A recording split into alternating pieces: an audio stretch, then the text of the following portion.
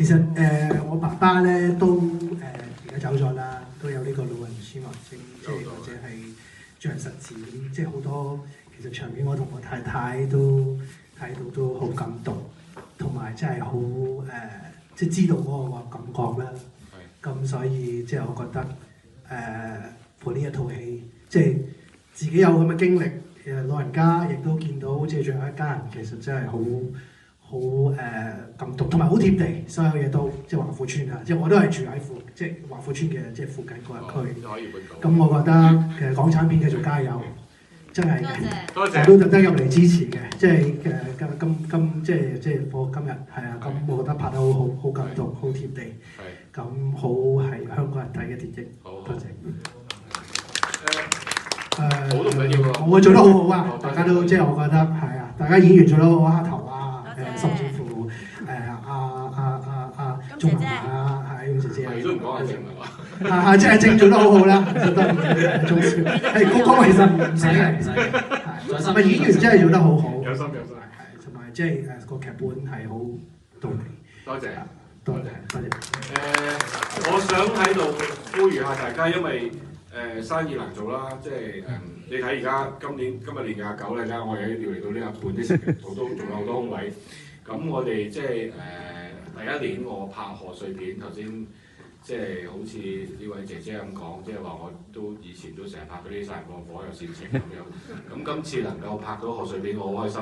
咁但係我係從來冇經驗嘅，包括拍搞笑片就要靠呢啲大哥寫住。咁但係亦都有呢啲姐姐可能就話我寧願跟你去旅行啦咁樣。咁所以變咗有啲人就話：過年睇咩啊？而家冇周星馳，睇咩？睇黃子華啦咁樣。咁我好希望大家俾個嗱，我知我都講緊都係。咁而家就，所以我哋其實係好想大家俾個機會我哋，因為大家呢部戲咧，我咁講你真係睇完先知道好睇嘅。即係都阿正同蝦頭，佢哋唔係淨係搞笑嘅，真係演一家人嘅。包括金燕玲，包括我哋嗰個孫女阿鐘雪，同埋連個小朋友小火龍都好認真做呢部電影。